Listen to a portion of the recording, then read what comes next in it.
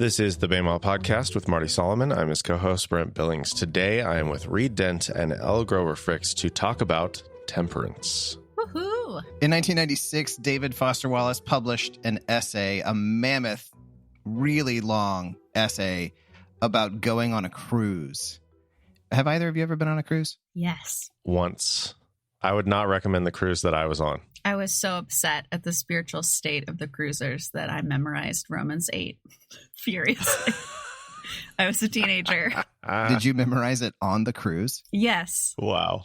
Elle, there's that insufferability again. There it is. Which I can point out because I'm sure that would also have been me if I had gone on a cruise, but I never went on one. But anyway, actually, given that, I would love to get your thoughts on this essay sometime. But I'm going to read a longish paragraph. He's been writing just about the details of all the pampering and all of the excessive everything.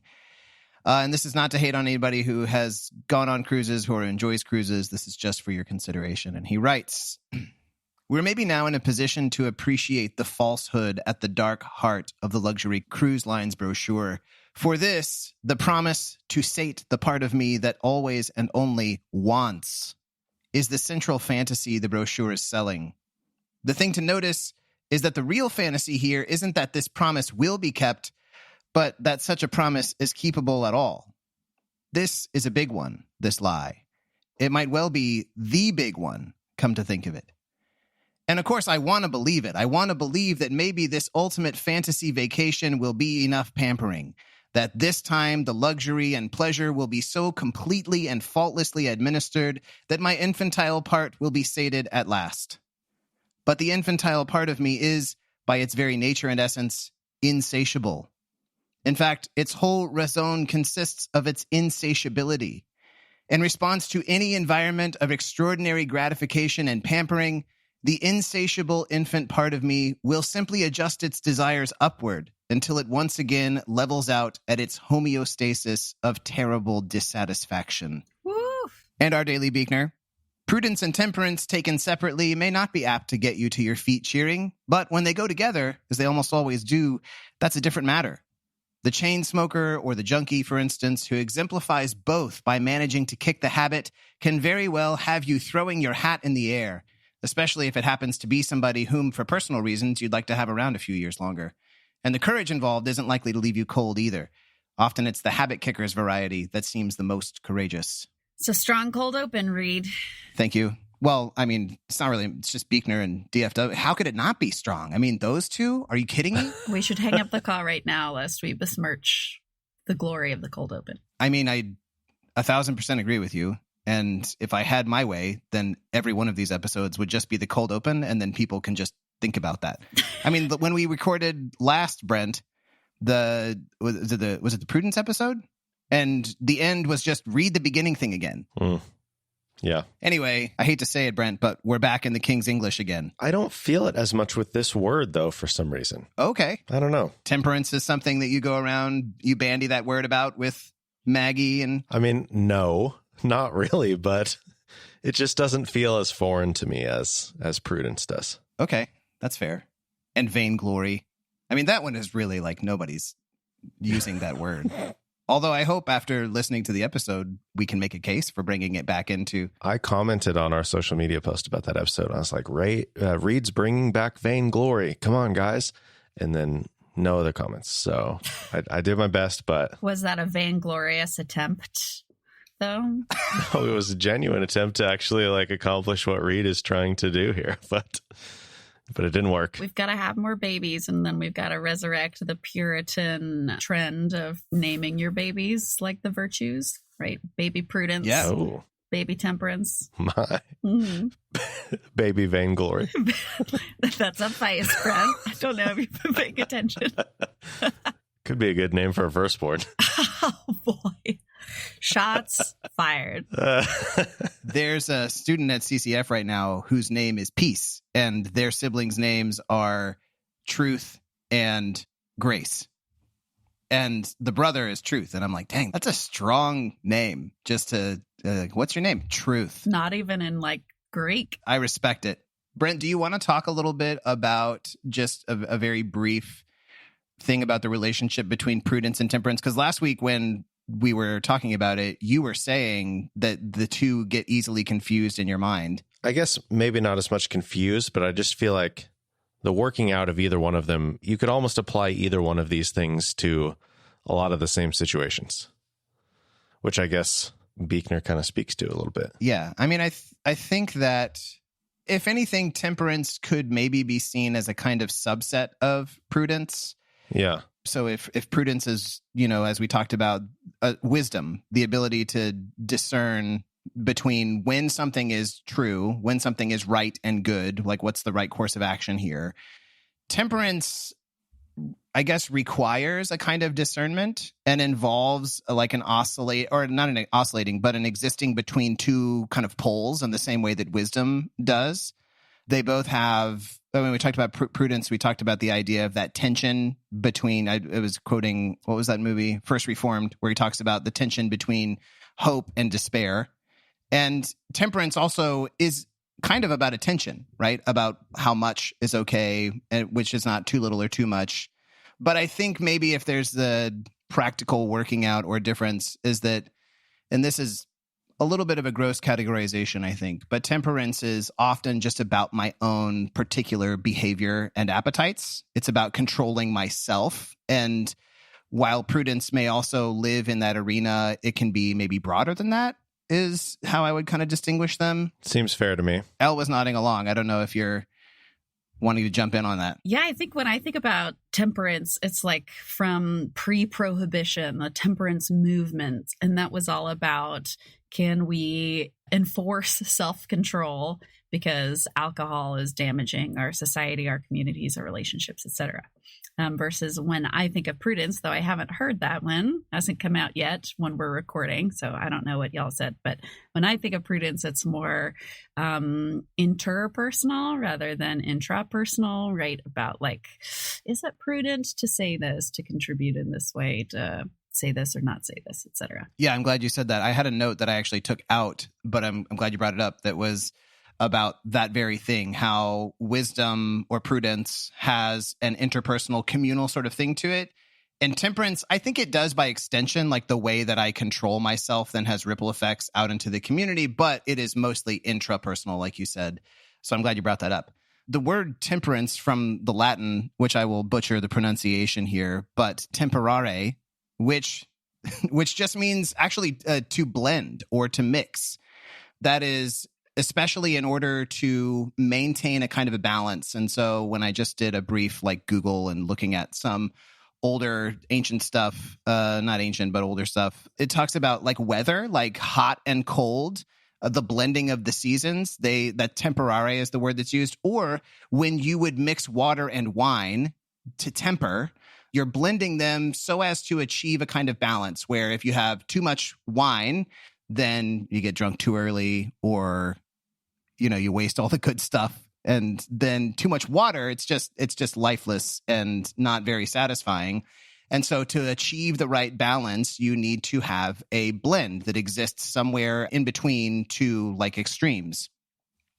If you think about our episodes on some of the vices, especially the earlier ones, talking about lust, talking about gluttony, talking about greed, all of those really are just a way of describing generally intemperance, going to the extreme, right? So those are unmixed. It's unbalanced. If you are living out of the vice of greed or lust or gluttony, then it is definitionally just an unbalanced, or like what David Foster Wallace was getting at, where what you want just becomes absolute, and the quest for pleasure through those various avenues becomes total.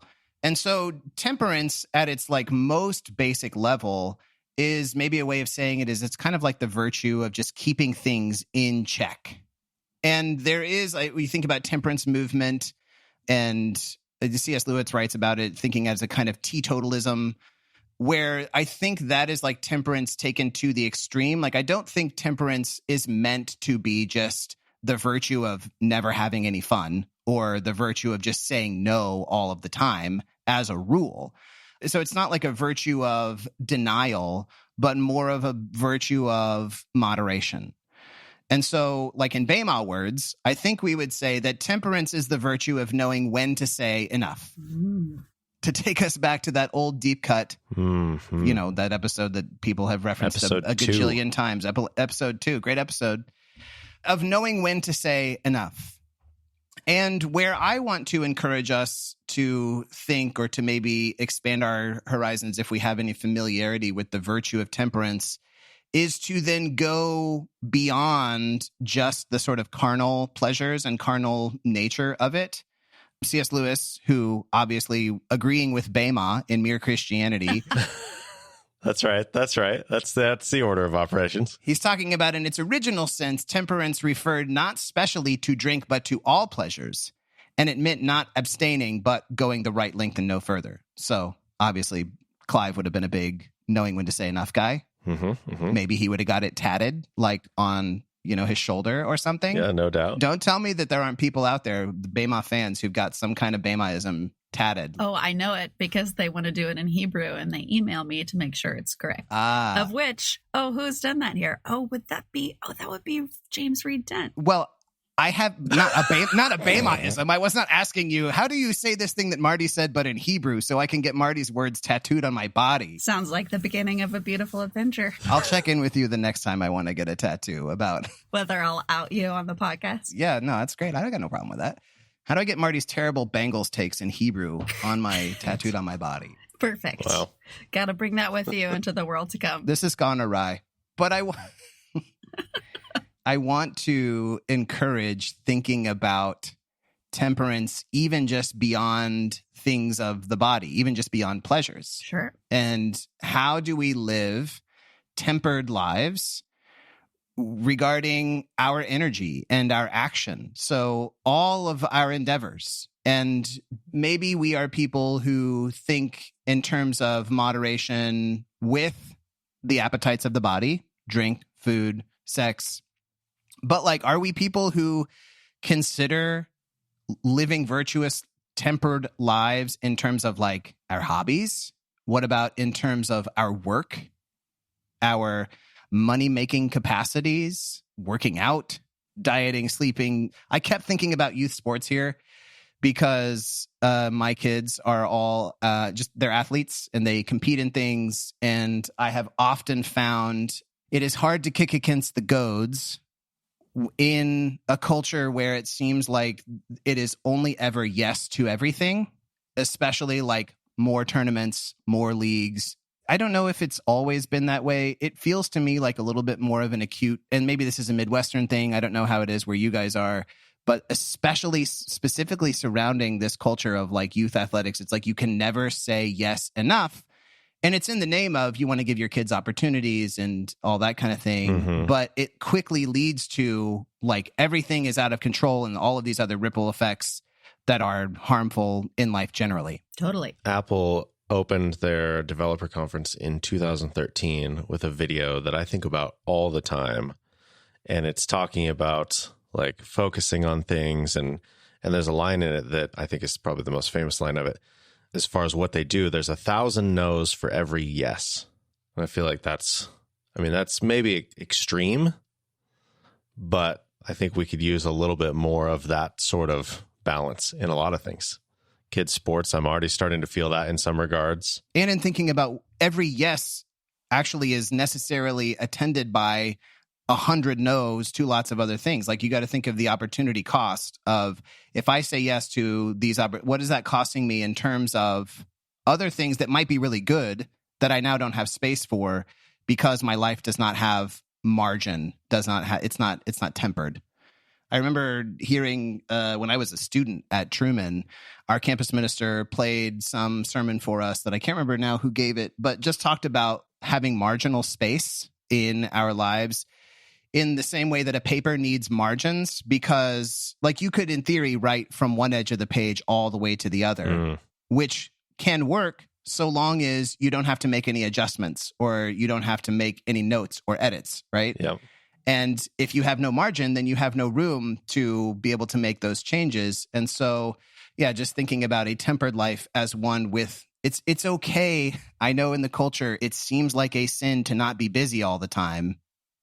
But tempered lifestyles mean sometimes you actually don't have anything to do with your time pressing at this immediate moment. Yes, Elle, I see that hand. Elle's asking us to temper our comments and let her speak. Temper your thoughts on temperance.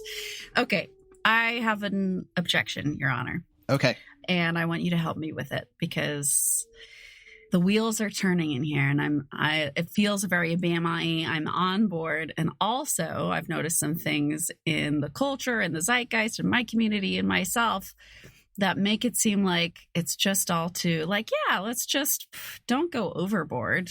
You know, if I think about temperance and I think about the Greeks talking about temperance, it's like the scales, or it's like a blade. You have to temper a blade, and if you overdo it, it'll break, or your chocolate will split. The Greeks were always eating chocolate. That's not true. That's a joke. Come on, baby.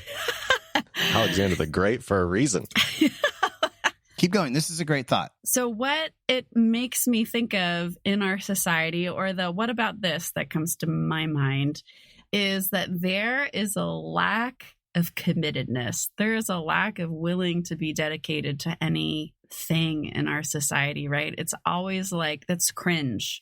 Like, don't go too hard after anything that ends up being a manifestation of pride, right? Like, I'm going to keep myself in safe deposit. But the way that expresses itself is like, don't run too hard. Don't do too much. Like, self-care, baby. And absolutely, like, I'm not great at temperance. That's one of the reasons I'm here, right? Is I'm the person who gets sick because I'm working too hard or working out too much, and I have to work on my boundaries and all sorts of stuff. But I do believe that when we're choosing what we say yes to, we are choosing to say, this is something worth living for. This is something worth dying for. Is this worth my life? And once we say yes to that, then I want to run the race to which we're called, right?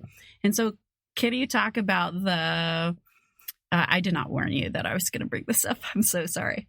No, this is a great question. And I love this line of thinking. I'm really glad that you brought it up. Yeah. So what's like the balance or the tension between being all in on the one thing and yet still cultivating this idea of temperance, of not over splitting our chocolate or our blade or whatever? Yeah. So we've talked in other episodes about how the virtues need to inform each other. Like, it's not, and if you only have, if you have all of one virtue and it's not colored by other virtues, then you actually often end up with something that is more bad than good. And so like a life of extreme solo focus on temperance can actually look really kind of milquetoast, really bland, right? Right. But what happens when alongside temperance, I also have to consider like the virtue of courage or the virtue of justice, right, or the virtue of hope or faith. And now there may be times where I am actually called to, just because I live a tempered life does not mean that it's an easy life. Right. Doesn't mean that it's a life without some kind of striving in a positive sense for something that is worth striving for. Right. Even when we commit to something and go full bore, like we still have sort of an unshakable fundamental principle of like Sabbath, right? Where we work 6 days a week and we go hard, and then we have to temper that back and have a day where we are resting. Right. And we're not going for it, you know?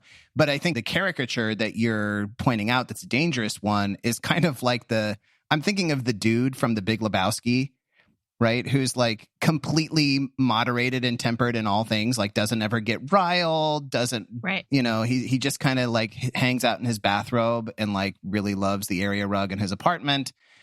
And it's like a tempered life could really quickly become sort of an impotent life or a cowardly life. Right. And so, yeah, I would just say to anybody who might take that to an extreme, okay, well, what happens when we bring the other virtues in to inform how we're living? That's a good invitation. Would you say that there's a difference between being temperate and just going 50%? You know, 50% at the workplace, 50% of the time I go to church, that seems fine. 50% of the time I, make space for God through practices, whatever. Yeah, I would say there's a difference. And I think part of this is, so, there is an old saying, know thyself, yeah, which is know your limits. And when you reach a limit, then it's time to let temperance come in and say, okay, enough is enough. It's time for a break. It's time to rest.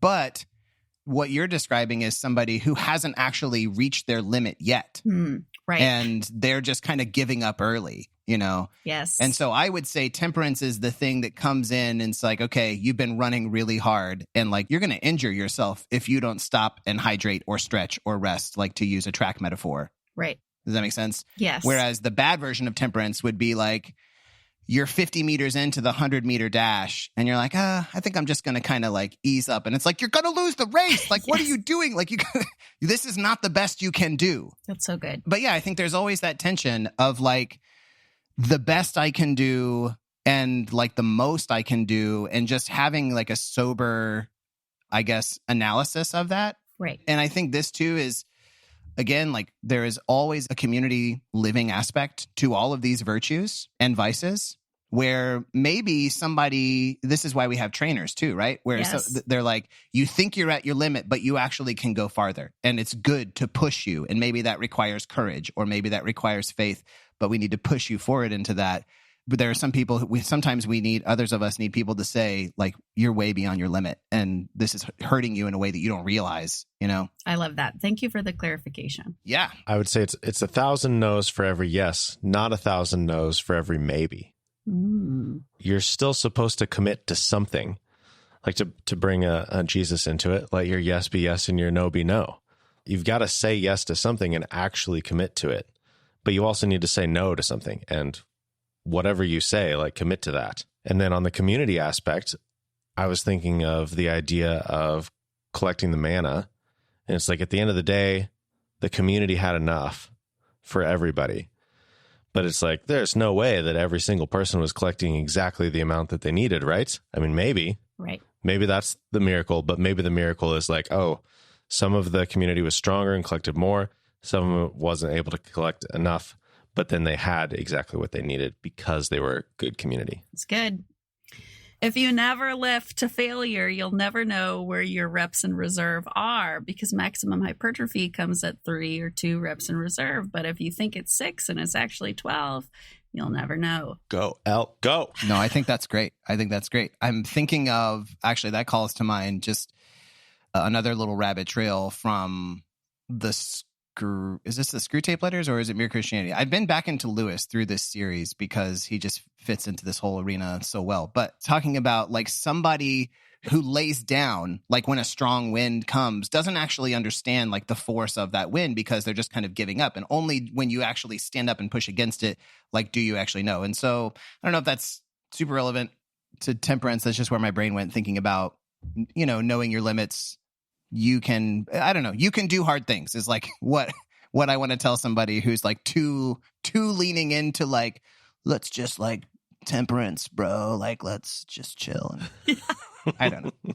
There was another interesting little side note here is that I was reading this book that I referenced a few times, The Cardinal and the Deadly by Carl Clifton Soderstrom. And he talks about Aquinas, and Aquinas actually thought that temperance was sort of a lesser virtue.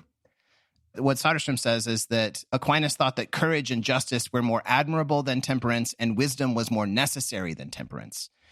Because temperance, I think he was mostly thinking about it just in terms of appetites of the body, that if it's just about what you eat and drink, then it's not as important as like wisdom, or courage, like these sort of so-called spiritual virtues. And while I think it's true that the person of temperance is not really the quintessential hero type. Like courage is like you think of somebody who is courageous and you're like, that's the hero. I'm going to follow them into battle. And the person who has temperance is like, I don't know, they're at home, like living a nice, respectable, like moderated lifestyle. But here's the thing. If we think of our whole life as actually our existence is embodied, like the body and the soul are completely intertwined.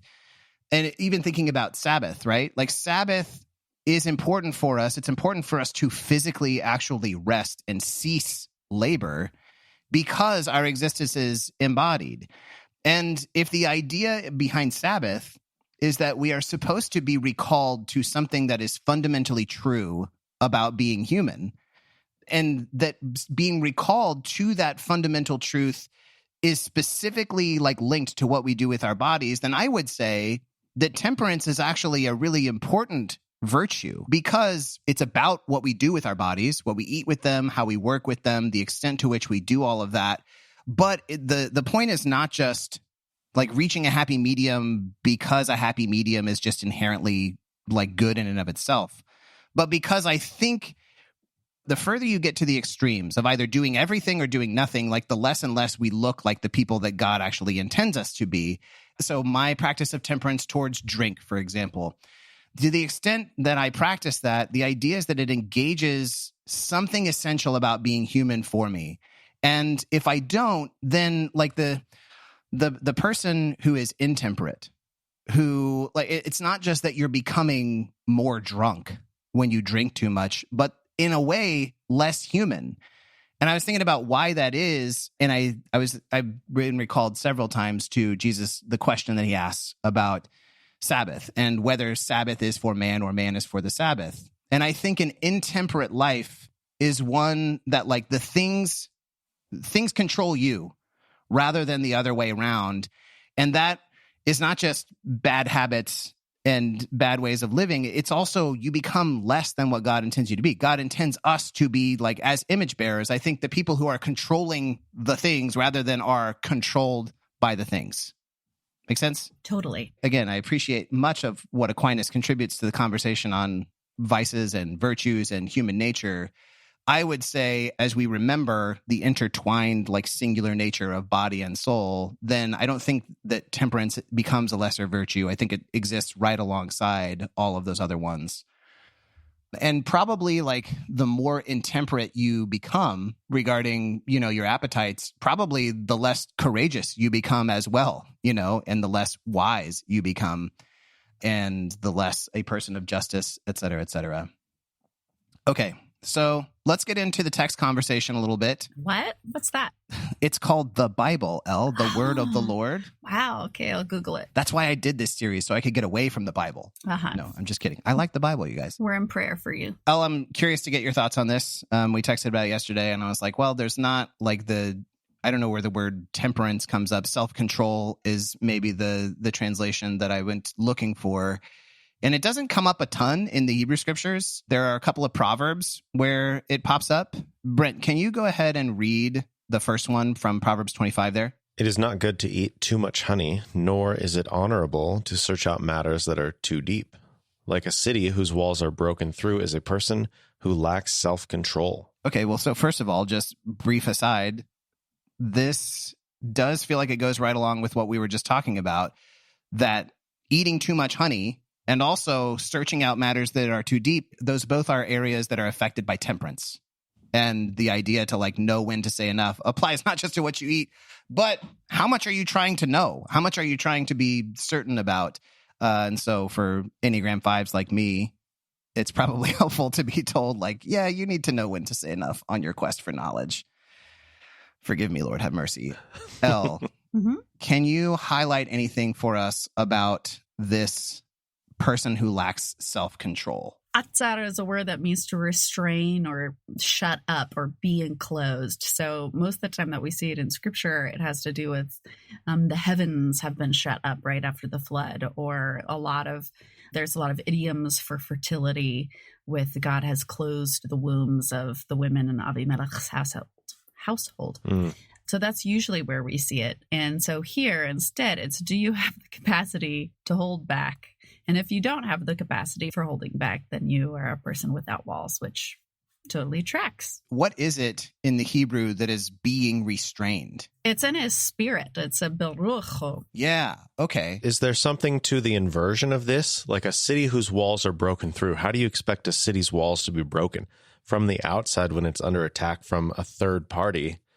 But then in this case, it's a person who lacks self-control. You're breaking the walls from the inside. It's like, what are you even doing to yourself? Yeah, in your spirit. I think that the restraint of the spirit is just an interesting way to convey this to me, because it seems to be much more like intimate than just like your actions, right? This is like the spirit needs to be restrained. Yeah, you're talking to yourself and saying, hold. Yeah, which is probably a helpful like counter word to a culture that can go too far with just like live your truth and you be you, and you can like caricaturize those ideas to the point where nobody can ever tell you no about your own self. Right. But I think the wisdom of the proverb is that like your own self, like what you think of as the deep part of your being, can definitely like go awry if unchecked. And I do think it's interesting, Brent, that you're destroying the walls from the inside out,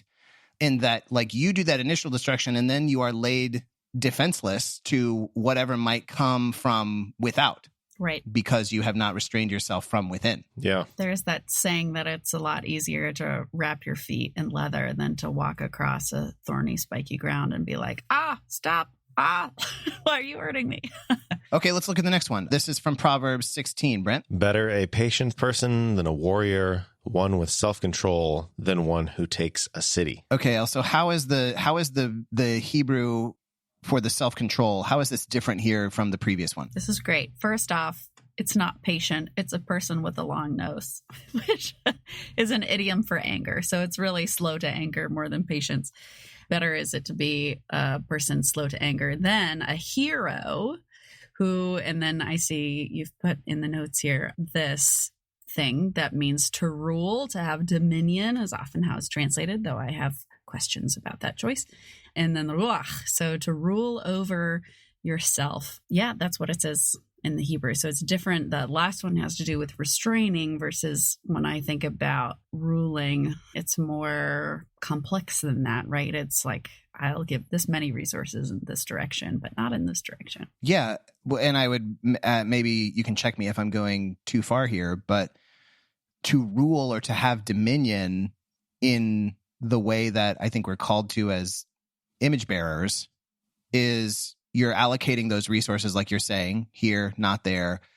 But if you're the ruler over, the land or the kingdom, then the idea that you have in mind in imposing those limits is ultimately for the flourishing of like whatever your dominion is. Yes, that's good. And so to use our word temperance here, to be somebody who has temperance is to be able to limit or control, again, your spirit, like your own inner self, not because you are just being really uptight and don't want to have any fun, but because this actually is the way to flourishing. Like it requires saying no and yes to this and no to that and restraints and boundaries and all of that. Yeah, pretty countercultural. It's interesting that you bring up the thing about the long nose and that being an idiom for a person who doesn't get angry quickly, because the person who doesn't get angry quickly is, like in parallelism here in this proverb, is the person who is able to rule their own self, their own spirit. And so even just maybe for some people, it might be a good or challenging word to think about what it means to apply temperance to your own emotions. Mm-hmm. So again, full disclosure, Enneagram 5 person here. And so you don't have any emotions. Yeah, that's not what I'm saying. And yet, like, it also is, maybe we need to check the cultural sensibility that says, yeah, whatever emotion you have, just free reign, full expression, like let it out. And like that can only ever be a good thing in the name of self-expression. Maybe the person actually who is able to restrain that and have temperance over the proper like extent to which we express emotions or the proper arena in which we express them, there might be something to consider there. Totally. Okay, so this next section, I guess it just comes out of a question of how do we do this? Like if we understand that temperance is maybe at a deeper level, the ability to rule over your own spirit, your own self, to say kind of this far and no farther. Like I get that that's what it is, but how is that done? And this reminds me of, I have this section here from Philippians 4, which is something that a lot of people know. Brent, can you read this? I rejoiced greatly in the Lord that at last you renewed your concern for me. Indeed, you were concerned, but you had no opportunity to show it. I'm not saying this because I am in need, for I have learned to be content whatever the circumstances. I know what it is to be in need, and I know what it is to have plenty. I have learned the secret of being content in any and every situation, whether well-fed or hungry, whether living in plenty or in want. I can do all this through him who gives me strength. I mean, I'm not trying to Jesus juke people here with I can do all things through him who gives me strength. But so this sounds a little bit like what's being described as a kind of temperance life experience, right? Or style, where it's like I can live with a lot or with a little, and I know how to be content living between those extremes or even at either extreme. But when he says, like, I've learned the secret of being content in any and every situation, the question, what is the actual secret? Like, because to me, being content sounds like a kind of self-control, like it is a kind of ruling over the self. So, Elle, please tell me, what's the secret? Two things come to mind, and the first one is less significant, but is a circle back to the Hebrew Bible. The idea of having the long nose is because the words, some of them, there's a lot of words for anger in Hebrew, which is interesting in and of itself, way more than we have in English, where it's just like wrath, fury, anger, and that's it, pretty much. Is that it's about the amount of time that it takes for your breath to get from your respiratory tract to outside your nose, because it's about like, it's the emoji of a lot of air coming out of the nose. Yeah. And that goes together really well with the conversation of the next word with ruach, because ruach is spirit, but it's also wind. So if you're slow to anger, it means that you are in control of your breath, right? Your breath is regulated. And so that's a really practical thing, right? If you were like, I think I do have anger issues or whatever, how do I even start working on that? Like, the breath is a great place to start, stopping and taking deep breaths. So that's kind of an aside that's fun to me in the Hebrew, and then potentially practical. But I don't think that's what Paul is talking about. I don't think he's like, do more mindful breathing, you guys. I don't think that's what helps him be like, yes, to live as Christ, to die as gain. Might help, but is not the point. Right. Here's what I think the actual point is. When I hear self-control, I enter a part of my brain which is not awesome. So not to say that self-control is bad, but this is what happens in my mind, which has been trained in conservative Christian spaces, is if I'm about to go into a situation, maybe I'm nervous about it because I have to be a good leader or a good follower, or I'm trying to find belonging, I'm not sure if I will. It's one of my tendencies to be like, okay, I'm going to have good self-control. I might not use that word, but I'm like, I'm not going to talk too much. I'm not going to talk too little. I'm going to make sure that I honor everybody or whatever. I have like a list of things that quantifies what good self-control will look like for me. And I end up like building this cage around myself that's like similar to vainglory, right? This is how I want to be perceived by everyone. And I'm so in control of what I'm doing, and I'm not like breaking that facade. And then of course I end up doing so, and then being like, oh dang, I said the one thing I wasn't supposed to, or I talked too loud or whatever. And then I start beating myself up, criticizing, which doesn't help anything, versus having the one thing, right? I think there's a difference between management, and I don't think that all of that image is bad. All of the ruling self is bad. It's in the scripture, but I think there's a difference between, as a leader, being like, this is bad, this is bad, this is bad, this is bad, don't do that, do this, and saying, what are we about? We're about this one thing. If I, again, going back to this analogy or story about my personal neuroses, if I can walk into a room and say, it doesn't matter, all I'm focusing on is I want to be walking in self-sacrificial service and love right now, because that's my value that I have married myself to, that I'm running that race, and everything else is okay. Or even better, if I'm able to do a practice like worship, where I recall that it's not me like clenching hard enough that causes me to become more Christ-like and more sanctified, but rather being at the foot of the cross, experiencing the love of God, breathing in that humility, that gratitude, that saturates me with a groundedness and a security and a humility that is going to have an effect of temperance, or an effect of courage or joy or justice or whatever we're chasing, so much better than me like having a list in the back of my head. So my potential answer to what could Paul's secret be, that I think shows up in Philippians, is that he has a one thing, right? He has the one thing that he's chasing, and that is his focus. And he is defining everything by that yes, like the Gospel of Apple that Brent brought us this morning. We have our one yes, we have 1,000 no's. Let that one yes shape everything else and not be seeking out the honey that's on the knife, right? Of like, oh, this will feel good if I say this like really clever thing or really funny thing or whatever. People will all be in awe of me. That's just like, even if you succeed, which good luck, it ends up being this destructive thing where then you want more and more and more, and then your tongue's bleeding, etc. That sounds like just a really wonderful and thoughtful and like way below the surface way of thinking about I can do all things through him who gives me strength.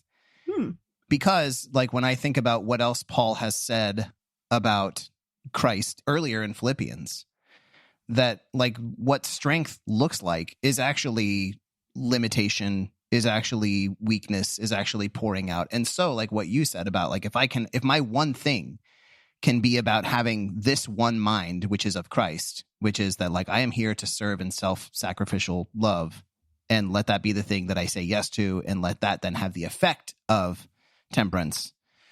Which, I mean, just to get really Christocentric here, is probably something that we should just say in every episode of the virtues, which is like, there are practical ways to pursue the virtues. And then underneath it is like, what is the one thing that I am trying to say yes to that then has the effect of virtue, that has the effect of temperance, that has the effect of courage, justice, and all the rest.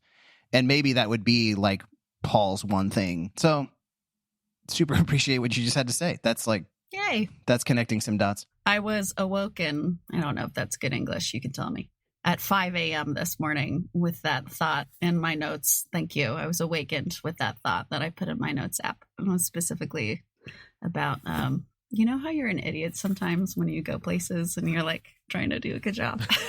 Yay. Okay. Well, I mean, there's a little bit else that we could say, although I feel like that's actually not a terrible place to let the conversation rest, to come to its tempered Sabbath. I guess the one practical thing I have found helpful, so I used to work with Megan, and Megan was women's minister at CCF for a long time, and really close friend, really wonderful minister. And I remember she was going through a season where she was having a hard time with the discipline of prayer and being self-disciplined about prayer. And so she found that she wasn't really able to attack the problem directly. And so she decided to start going for a run. Like she would go for runs and learned how to exercise the discipline of making herself get up in the morning and go run for a few miles. And the observation that she had was interesting, and that is that like the idea of self-discipline and self-control, or living like a life of temperance, like there's a holistic kind of system within you where like the ability to exercise discipline or to say enough. So I think about self-discipline as being able to say yes. Just this is a crude definition, but to say yes to what I don't necessarily want, but that's good for me. And self-control is the ability to say no to maybe what I do want, but that's not necessarily good for me. And that my ability to exercise self-control or self-discipline in one area of my life is actually strengthening. It's the same muscle, and it's strengthening it for other areas of life. And so one of the things that she showed me and showed us at CCF was that if you struggle with being temperate about one certain thing, what if you start somewhere else and say, okay, where can I develop like the virtue of temperance, self-control, where's something easier for me, you know? And so it was easier for her to actually pick up and start running. And then that helped her have the control or the discipline to be able to work out a prayer life. And so then just in all things, maybe it's like a habit or an appetite that's out of control, you know, or I can never say no to like working more, or I can never say no to hobbying more, or whatever the thing is. Maybe if it's some other area in life, what Megan would teach us is work on that, let the other thing lie for a while, and then see how it affects you. Temperance can be developed elsewhere, and then it bleeds over into the other areas of life. So I just have always found that a very helpful, practical bit of like, here's how we can approach this. Maybe some listeners will find that approach helpful as well. But beyond that, I think that's about the end of my thoughts on temperance. If either of you have anything else to discuss, I would love to hear it. Thanks, Megan. Yeah, thanks, Megan. Megan had a pet sheep named Alfina when she was growing up, and she grew up in Australia. And I still took it to be that that's not normal, even in Australia, to just have a pet sheep. But that was a thing that Megan had. So now the world knows this part of Megan's life. Is anything normal in Australia? From what I understand, everything there is crazy. I'm trying to convince my wife to go there. I was like, Maggie, there's a lot of BAMA groups. Like, we got to go there someday. She's like, too many crazy animals, too many spiders. We'll go with you, Brent, if Maggie doesn't want to go. Party. All right. Temperately. Yeah, totally. Like all the moderation down under. All right. Should we do some self-examination questions, Reed? Yeah, I think it's time for that, Brent. Okay. Do I drive my appetites, or do my appetites drive me? Do I value pleasure and comfort more than satisfaction and meaning? Do I have regular rhythms of living, celebrating, and observing that encourage knowing when to say enough? In what areas of my life am I unable to attain self-control? Are there other areas I could start developing it first? Those questions are, I would take like one of those a day and just like think about it for the day. It's like an Ignatian practice, right? The self-examination that sucks and feels like you're getting run over by a tractor. I would like to have a suggested reading resource. Dun, dun, dun, on someone else's episode. Yeah, let's hear it. Dedicated is a book by Pete Davis. The subtitle is The Case for Commitment in an Age of Infinite Browsing. It's not explicitly Christian, oh no. And yet, it still has biblical quotes in it, actually. So who knows? I don't know the state of Pete Davis's soul, but it's very good. And it talks about this countercultural, can we be people who are dedicated to the one thing? And it's very inspiring. And I would throw it out into the universe for people to go read. Beautiful. Well, we have a handful of resources that people can find in the show notes, in their podcast app, or at BEMAdiscipleship.com. If you want to get in touch with us, you can do that there as well. But thank you for joining us on the BEMA podcast today, wrestling through these questions, taking the time to examine ourselves and see what we can do and move forward and become more Christ-like. So thank you again for joining us. We'll talk to you again soon.